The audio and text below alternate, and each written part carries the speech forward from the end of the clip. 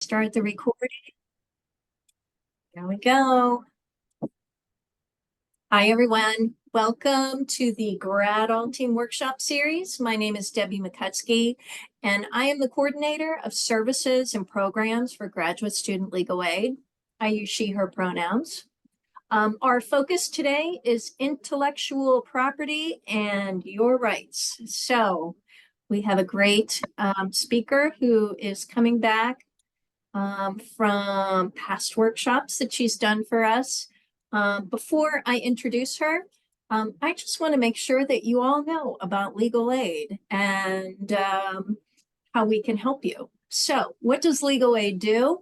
Well, in addition to these workshops, we provide support to students who need help with legal issues like a tenant-landlord problem or a complicated car accident.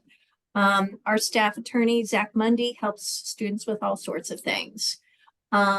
We have an immigration attorney that we work with for students who are from other countries, international students, immigrants, undocumented students.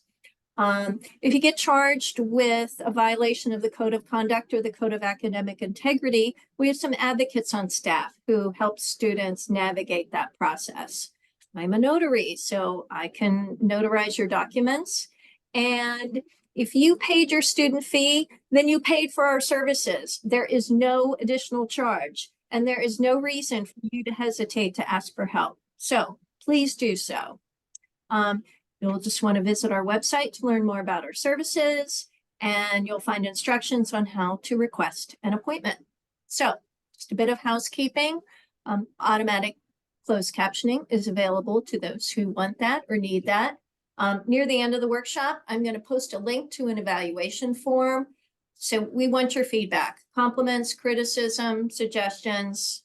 Let us know how we're doing. We will email links to the survey, the slides, and the recording tomorrow to everyone who registered. The links are also going to be posted on our website.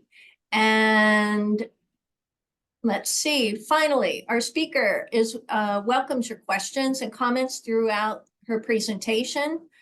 Just use the chat feature. So let's move ahead. I am so pleased to welcome back our speaker, Ms. Felicia Metz. Felicia is the Associate Director of Ventures. She advises on patent prosecution, IP portfolio development, and licensing. She got her BS in biological science from the University of Maryland and her JD magna cum laude from the University of Baltimore School of Law. She is a member of the Maryland Bar and is registered to practice before the U.S. Patent and Trademark Office. Welcome, Felicia. Thank you for returning once again to our workshop series. Sure. Thanks, Debbie. Yeah, and feel free to ask questions as we go along. And I apologize for my voice. I have a cold, and so hopefully it will last through the hour. And since we're a small group too, yeah, if you want to raise your hand and ask on the mic too, if you have a question, feel free to do so. Like Debbie said, I'm Felicia Metz. My office, Ventures, we're the technology transfer office for the university. And that means that we manage IP for the university, intellectual property. I'm a patent attorney, so most of what I work on is patent related, but a good chunk of my time is spent negotiating all sorts of agreements related to IP, helping to figure out if work done here, if IP created here on campus is owned by the university or not under our policy. So all sorts of IP questions tend to make their way to me. And if we have problems with the slides, hopefully you can still see them. So I'm planning to go over just some basics, types, and rights associated with different types of intellectual property, our university's IP policy, what that might mean for you as grad students here at the university, and then some other resources available to you. Getting right started into types of IP rights. So a trademark is the brand name or logo intended to identify the source of goods or services. There has to be use in commerce, and owners of trademarks work to control and set guidelines about how marks can be used so that the goodwill associated with it, consumers know where something came from. University, as an example, our muscular testudo is a registered mark. I don't know how much this is used anymore, but where you see a little R in a circle, that means a mark is registered. If you see just a little TM, that means the right holder is putting the public on notice that they think they have some trademark rights associated with that brand name or logo.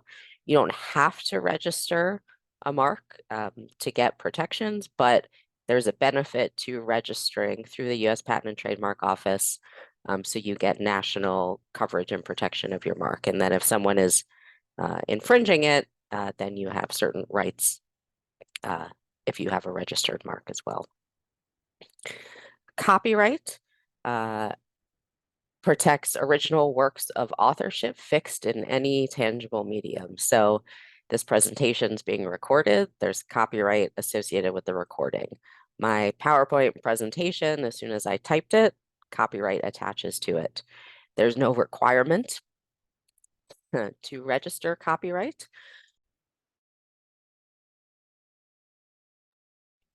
There's no requirement to register copyright. If you want to register copyright, that's through the Copyright Office, which is under the US Library of Congress, separate from the Patent and Trademark Office. And you get certain things like statutory damages if someone is infringing your copyright.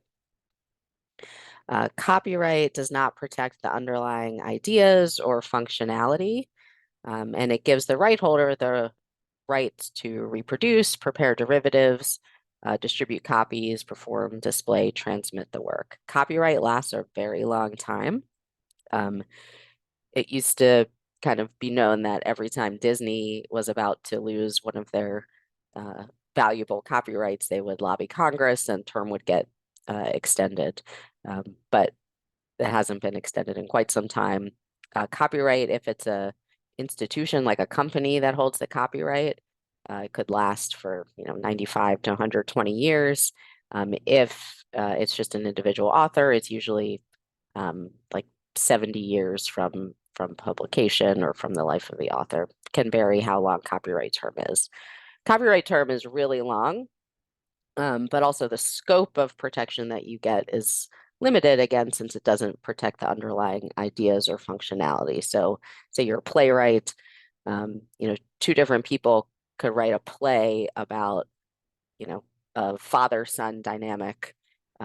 You don't have control over anyone who writes plays about a father-son relationship dynamic, but it's the dialogue itself, how that's written, that's what's protected by copyright.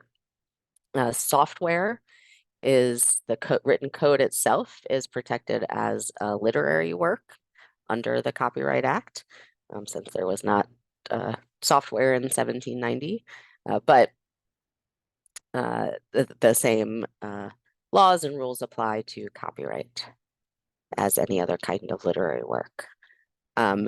If you're working in the software space and you are writing code, it's helpful to know when you hear the term open source software, what that means. So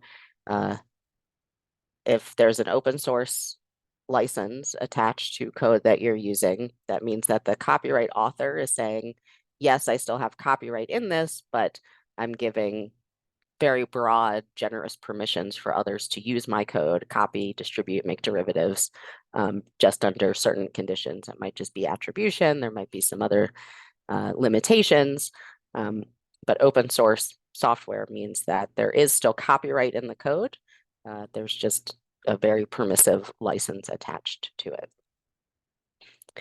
Trade secret is another sort of intellectual property that there is no registration for and varies a little bit from state to state. So where everything else has a time limit on how long the rights last, trade secret potentially could last forever as long as the there's still some value to it, and whatever it is you're protecting is still secret. So well-known trade secrets, the recipe for Coca-Cola used to be that the formula for WD-40 was protected by trade secret until someone reverse engineered it without stealing. And so now there's no more trade secret protection for the formula for WD-40, but they have other IP protection, very strong brand name that you know what WD-40 is.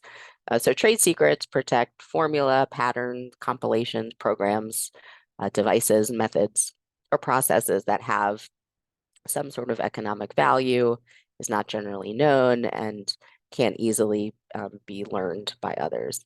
It is a crime to steal a trade secret. The trade secret holder has to take reasonable efforts to maintain secrecy.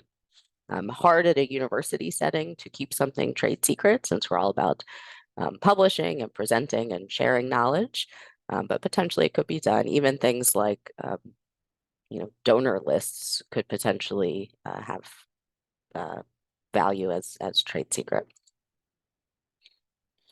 But most of what I'll talk about and what I generally deal with are inventions, which are protectable by patents.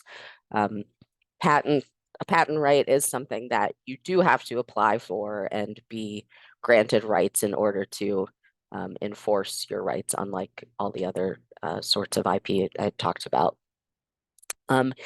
Getting to an invention to patent is generally the result of you're thinking about a problem and working and researching to find a solution to it. There are some well-known patents that are kind of accidental invention stories. Supposedly the inventor of Velcro thought of it while he was walking in the woods, and some burr stuck to his dog's fur, and he thought, oh, this would be a good idea for material, having a hook and loop design, and it would make kind of a good adhesion, temporary adhesion. Microwave oven, Viagra, drug originally created for something else and found these unexpected side effects, and that's how the product's marketed and patented for another use. Silly putty as well.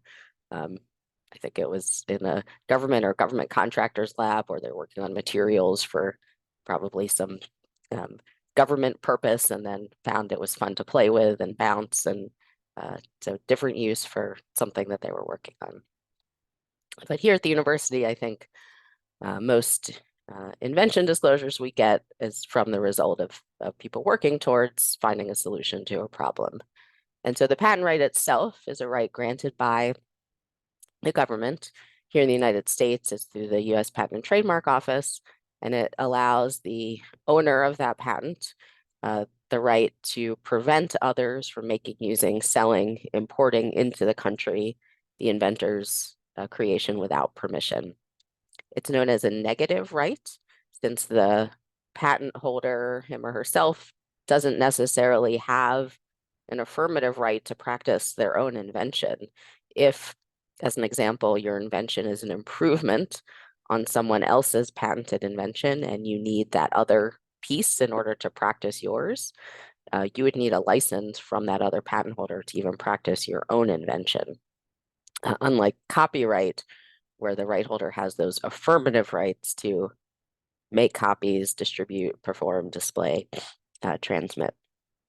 So that's why it's known as a negative right.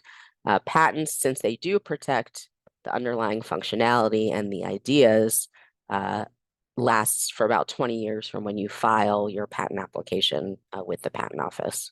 Patents also, it's country by country. So if you have a patent in the United States, if someone wants to practice it, say in China or Germany or Brazil, they can do that if you don't have patents in those countries. So country by country are how patent rights work, and they only last for about 20 years. The idea behind copyright and patents and why creators and inventors are given this limited monopoly is that you're making this deal with the government that for this limited period of time, you have rights to what you came up with, can benefit from that, and the idea being then that it incentivizes you and others to keep innovating, to improve what you've done, to keep being creative, to keep creating new things, even if it's an effort to work around something that already exists. And part of that bargain with the government is that at the end of that limited monopoly term, then you dedicate the invention or the work to the public, and then anybody can practice the rights. Once something is dedicated to the public, if you've heard the term public domain, that's what that means. You don't need a license, you don't need permission from the right holder. I was just reading about the RFK Jr. Super Bowl campaign ad where they reused what JFK's campaign ad from 1960, and apparently in their diligence they found that there is no copyright to that original campaign ad, and so we're able to use it, according to whatever news article I read, assuming that's correct. When something is public domain, it means you can use it without having to get permission from anyone else. More about patents. In the United States, we have 3 types of patents: utility, most common and widely used, and most of what we work on here at the university. A utility patent protects a new process, machine, article of manufacture, or composition of matter and any improvement to those things. And also has to be new, useful, and not obvious. And I'll talk a little bit more about those requirements. Plant patents protect asexually reproduced, distinct, and new varieties of plants. And design patents protect the ornamental design for an article of manufacture. So iPhones, they have a well-known design patent for the shape of their phone, that the corners are curved instead of straight 90-degree angle. And so other cell phone manufacturers cannot make a phone that has those curved corners. Crocs shoes, they have design patents as well for the design of their shoes. If you're considering patenting, if you're doing research and even searching for patents that are part of the references that you're looking at, they're written in a very specific way. There's background, a brief description of the invention, detailed description where you have to include how to make and use the invention. And that's part of the deal with the government that and with the public, that you can't leave any necessary information out that would enable someone to practice the invention once your patent rights expire. If you want to do that, then consider trade secret route instead of patenting. And the claims of a patent is a description of the precise invention that you are protecting. So the description could include all sorts of stuff, could include even fanciful ideas that have no way of working, but it's the claims themselves that's really the rights that are protected by the patent. So those patent criteria: novelty means that your invention is new. No one's done it before, and you haven't done anything that would make what you file with the patent office considered no longer new. So publishing, posting online, selling an invention, all of those activities would render your invention not novel anymore, and you wouldn't be entitled to a patent. In the United States, we do have a 1-year grace period for an inventor's own public disclosures. And that would, so if you say have a paper, presented at a conference, posted something online describing your invention, and you haven't filed a patent, you still have a year in which to file on the invention that you've publicly disclosed. But you would pretty much be compromising your ability to file patent in most other countries in the world. But here, we still give that 1-year grace period. Obviousness, non-obviousness is a more difficult requirement usually to overcome. So when you file a patent with the patent office, an examiner will review what you've written and make sure it fits all those criteria for a patent. Is it appropriate subject matter? And is it new, useful, and non-obvious? The usefulness requirement, it's pretty much given. Like, there just has to be a use. You can't patent things like perpetual motion machines, but pretty much anything else. If there's some minimal functionality of it, you can get a patent on it. It's that non-obviousness requirement that's the hardest. So when an examiner searches the literature, looks online, looks in your databases to see that what you're submitting really is new, if the examiner can't find any single reference that describes exactly what you're claiming, they'll look for then references when taken in combination would show, well, okay, yeah, what you're describing isn't exactly described in any other publication, but it would have been obvious to a person of ordinary skill in your field at the time you filed to put things together like you did. Ways of overcoming those sorts of rejections when an examiner says your invention is obvious is, well, no, actually the literature taught away from doing it like I did, or I'm getting unexpected results, or it took, a decade of work to make this work and function like I'm saying it does. Just because something's simple doesn't mean that it will not meet that non-obviousness requirement. One example I like of that is university had a patent. Here's some drawings from it. And the idea was, this came from I think he was in psychology, a faculty member who was an expert on raptor eyesight. So how hawks, eagles, other birds of prey see. And so as people, as humans, when we look at, say, a fan that's on, when it's moving, you can't see the individual blades because of what's called motion smear. And how birds see, they can't see the large blades from wind farm windmills when they're flying. And so there's a problem with avian collisions with these giant windmills.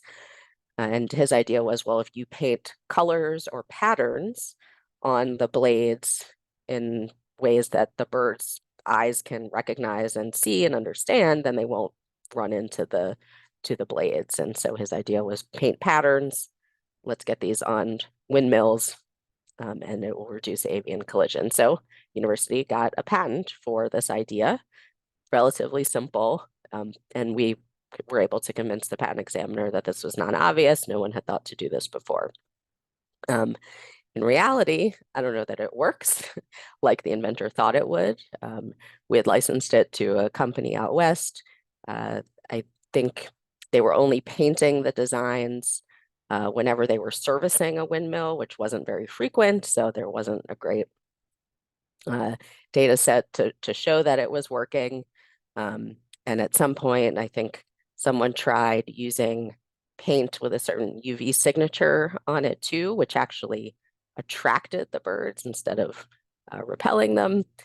So there's all sorts of stuff. This is also another great example. There's all sorts of stuff people, inventors, put in patents that might never work like they think it does. It doesn't mean something's going to be successful. It doesn't mean it's going to work. But we have a patent for this idea of painting, a method of painting these designs on blades to reduce avian collisions. Moving ahead a little bit in the patent process, thinking about who an inventor is on an invention. There's a legal definition of what this is, and it's someone who contributes to the conception of the invention. And that means having a definite and permanent idea of the complete and operative invention. I mean, when I was a child, I remember getting into cars with really hot vinyl seats in the summer thinking, why can't we have seats that cool themselves? Well, I have no way and had no way as a child of thinking about how to make that work. And then, 25 years later, cars now come out with seats that cool and seats with heaters in them. I might have had that idea, but I'm sure lots of other people did. And I would not be an inventor of that since I had no way of knowing how to make that work. So an idea is sufficiently definite and permanent when someone of ordinary skill in the field would be able to reduce the invention to practice, make the invention without extensive research or experimentation. There can be multiple inventors on a patent. joint inventors don't have to even work physically together. You don't have to make this same type or equal amount of contribution, and you don't have to contribute to every claim in a patent application.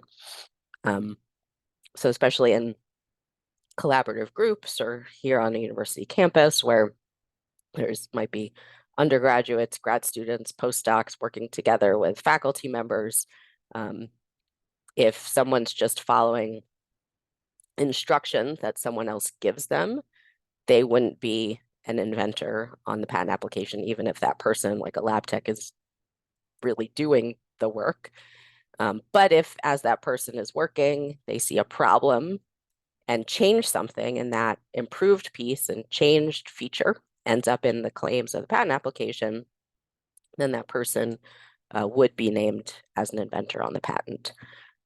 So often you have to get very specific in looking at what each person has done and what ultimately ends up being claimed in the patent application. Inventorship is important to make sure it's valid, and it has implications then for ownership of the patent as well. And so thinking about who owns the IP, well, it depends.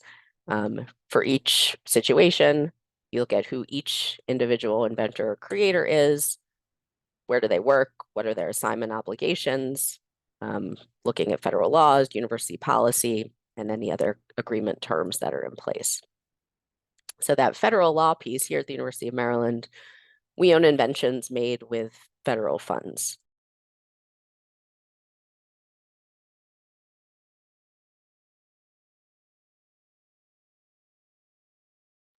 Bayh-Dole Act was a law enacted in 1980 that let contractors, mostly universities, though it's all government contractors, who make inventions with federal funds, they have the right then to own the invention. Before this, if the government was paying for the work, then the government owned the invention.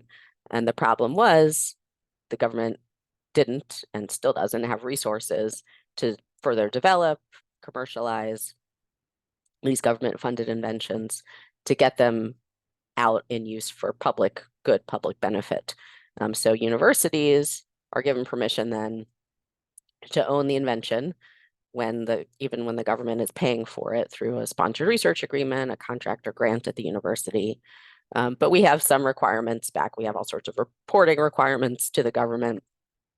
We're encouraged to license to small companies, and we have to share revenue back with inventors and use money to further more research activities.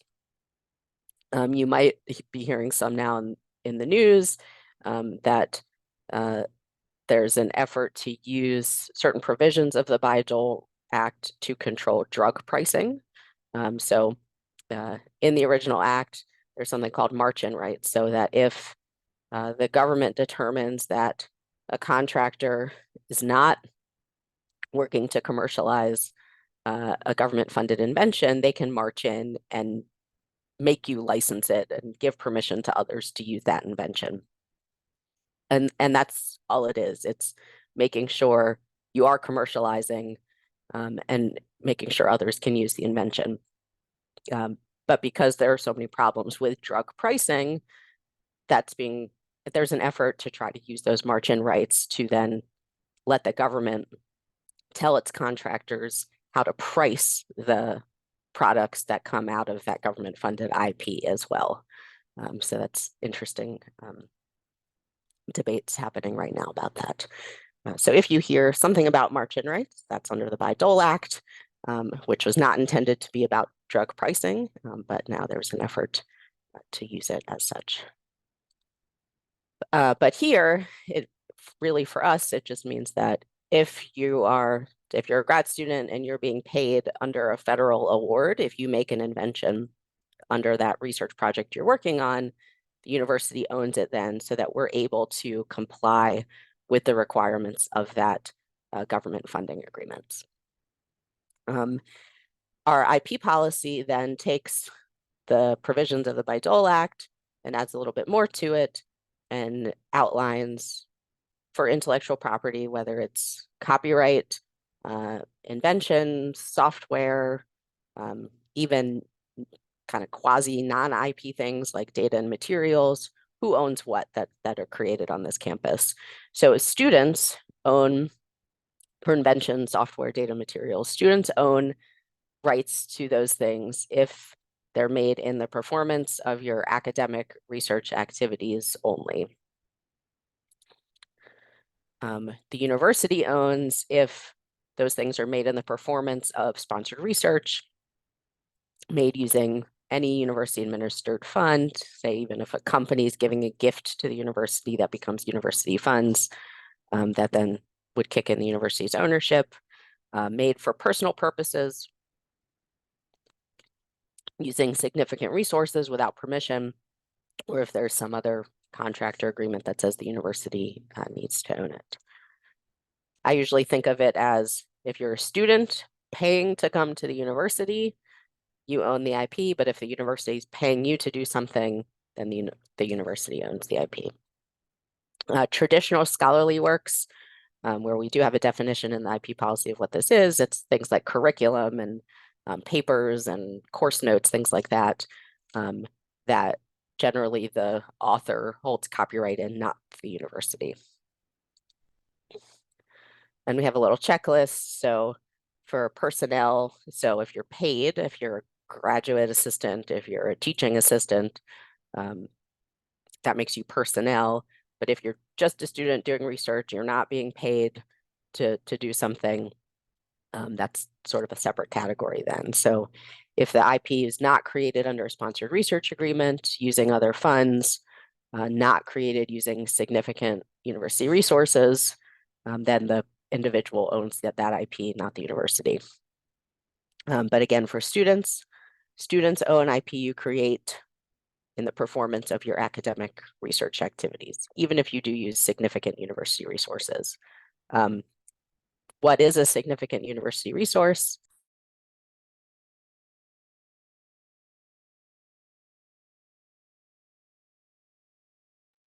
So if you use a university provided phone, the university bought you a laptop, and you happen to create something using one of those sorts of resources, that's not a significant resource.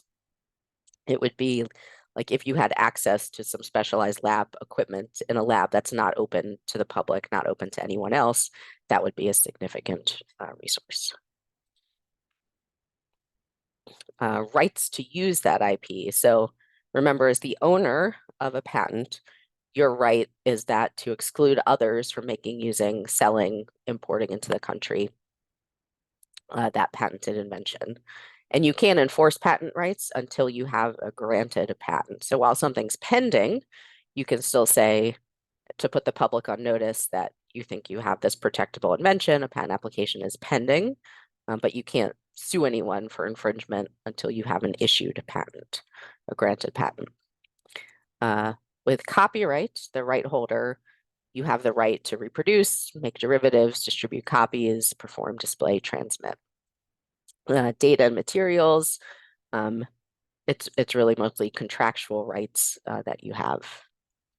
The owner of those rights can grant permission to others to some or all of these rights, and that's what a license is. Selling something outright, that's an assignment. So similar to real property. If you own a house, you can rent out, say, your basement for a limited period of time, for limited purposes, and that lease is like, excuse me, that lease is a license. If you then sell your house, you sign over the deed to someone else, you no longer can exploit any rights associated with that house. You've assigned those rights away, you've sold it. At the university, our policies and strong preferences are always to license, not to sell our rights, because then we give up control of what happens with it. So in our license agreements, we want to make sure that our licensee companies are working to further develop our IP, turn it into a product or service. And if they're not being diligent to do that, then we have a way of pulling back, canceling the license, terminating the license, so that we can try to find someone else to do the work. And exploiting any of these rights without permission is what infringement is. There is an exception to copyright infringement, and it's called fair use. So this is important to think about, especially if you're teaching. Fair use is an exception in copyright, which carves out an area where individuals other than the owner of the work can use the work without infringing if it's related to criticism, commentary, news reporting, teaching, though there's some limitations here, scholarship and research. But there's a whole kind of analysis you have to go through to figure out, is it really fair use? So you have to consider the purpose and the character of the use, the nature of the work, the amount and portion used in relation to the work as a whole, and the effect on the potential market or value of the copyrighted work. So if you, are trying to make it so your students don't have to purchase a textbook, and so you scan a copy of the book in and upload it to a class website, that's probably not fair use if you're scanning a whole textbook so that your students don't have to buy it. But say there's, a page or an article that's included in a full textbook, and you just want your students to be able to see that article, it might be fair use that you just copy and scan in that one article provided to the students. You're doing a very small portion of a larger work. Again, it's for teaching. It's probably not having an effect on the market or value of the work. But again, it's these multiple factors to consider to figure out if what you're doing really is fair use or not. There is no fair use exception, though, for patents. I think that's a misconception that people think, well, if they're just doing research on someone else's invention and not selling something, they can do that. But remember, those patent rights are make, use, and sell. So even if you're just using it without permission, that's still technically infringement. Now, it could be unlikely that the patent holder would come sue the university if they're not really being damaged, if we're not selling anything, there's really nothing they can recover, but they could technically still sue and ensure that you stop using their patented invention. So no fair use exception for patents. When intellectual property is jointly owned, that tends to make things a little bit more complicated too, since joint owners in the United States can exploit rights non-exclusively without needing permission from other joint owners. Even where you might not need permission, though, if you are licensing out a joint copyright, there is something called a duty to account to joint owners. So if you're making money, you have to share that revenue with joint owners. With patents, though, there is no duty to account. So if a patent is jointly owned, the joint owners can license non-exclusively their rights out and not have to share income with the other joint owners. Also important to be careful at what language is in contracts you sign, especially if you leave the university, go work in the real world, you might then work at a company, you might have to sign a non-disclosure agreement. Some companies have non-compete clauses in your employment agreement, and it might have some very broad language about your assignment of IP rights to your employer. If you're not sure what it means, please ask. Publishing contracts too often require an assignment of copyright to the publisher. So be clear on, make sure you understand. If you don't understand what the implications are for that, I would ask about that too. My office, Ventures, for that university IP, then we do the marketing and licensing. We try to find commercial partners to help develop and commercialize our IP.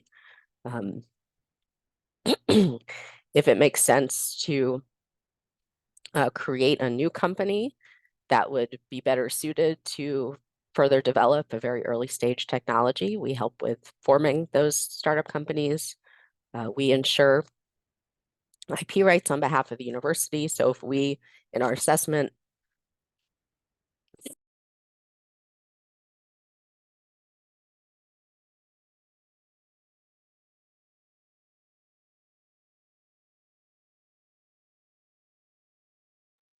Sorry about that. If our assessment, if we think that by having a patent, there's value added to a technology that would attract a licensee, would it help attract investors to a startup company, then the university will invest in filing a patent application or more to protect the patent rights. Patents are really expensive, but we have a budget to do that on behalf of the university. So if we license something, inventors don't have to pay, departments don't pay if we made the decision to file. And then if we license, then the university has revenue sharing policies where inventors get 50% of the revenue. Your departments get 25% to support more research activities, and my office gets 25% to support our operations. We do all the government reporting requirements as required by Dole Act, and then we distribute revenue if we license something. If we decide we have a university-owned invention and we decide we don't have the budget for it, what you have might be potentially patentable, but if we don't think, say, anybody's going to pay for it ever, then we might make the decision not to move forward with a patent, and we would either then give rights back to the government if it's federally funded so that they can patent it, or we would give rights directly back to inventors to pursue on your own. As creators, I would say always keep good records, keep good lab notebooks if you're in that field of research. Document emails if you start communicating with outside entities and there's a dispute later. If you are incorporating someone else's work into your own, make sure you get permissions to do that. If you have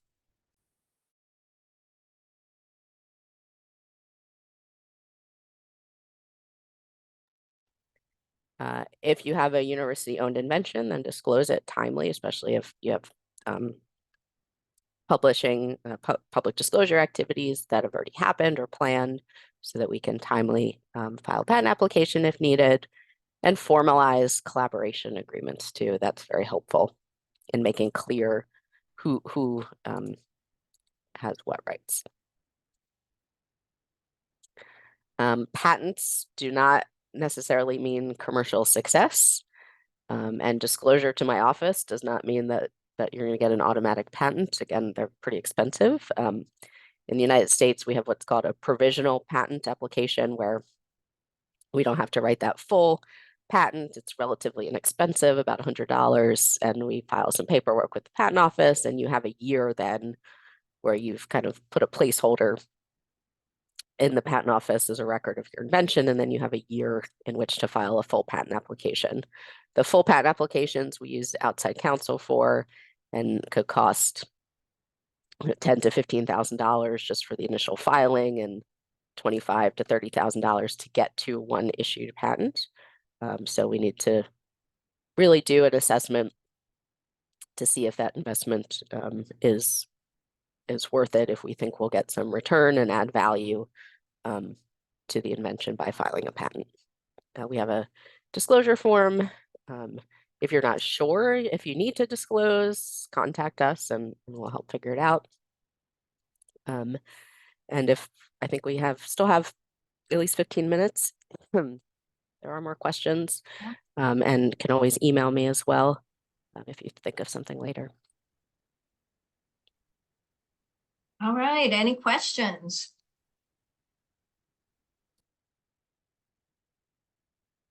Well, Felicia, I have a question from a student who submitted this when they registered. I don't think they're here with us right now, but they say, what about intellectual property rights for international students? Are there any differences from domestic students? As far as ownership and things like that, no. I mean, we treat you the same. There is some additional paperwork we might have to file depending on the country. I know, like if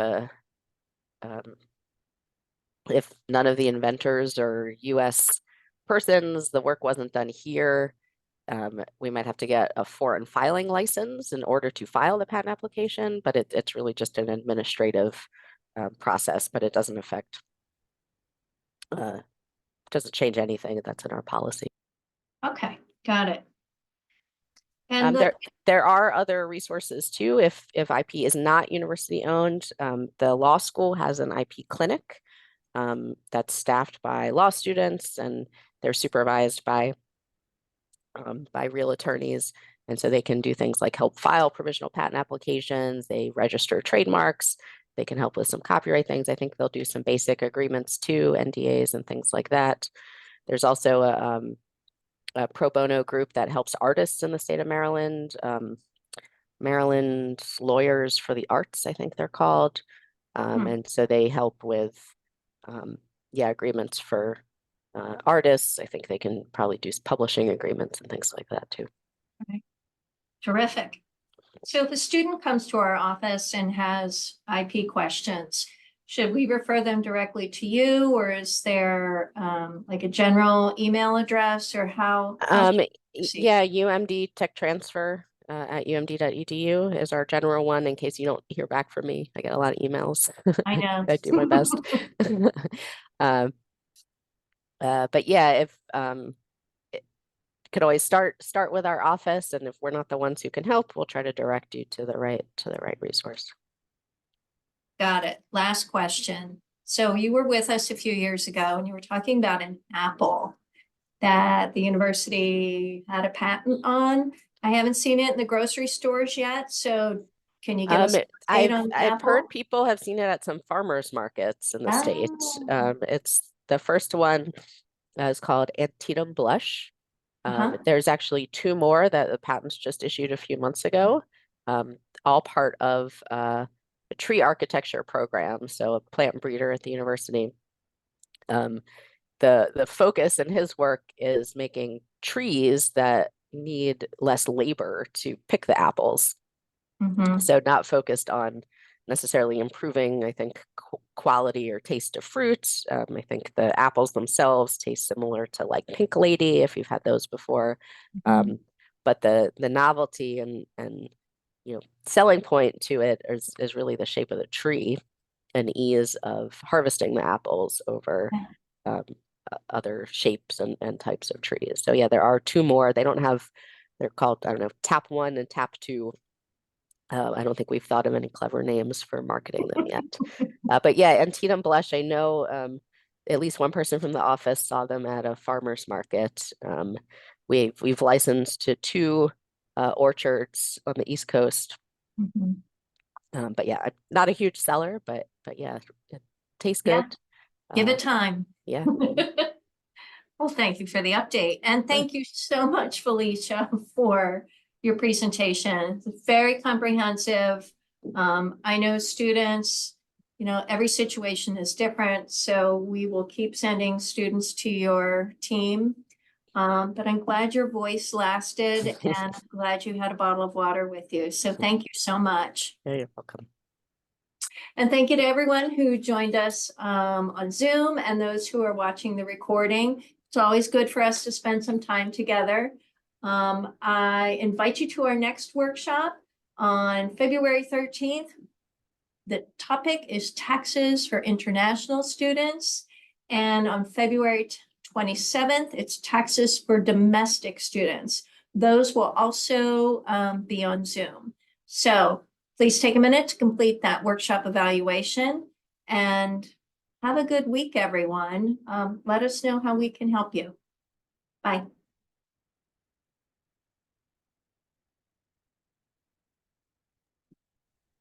Thanks, Debbie.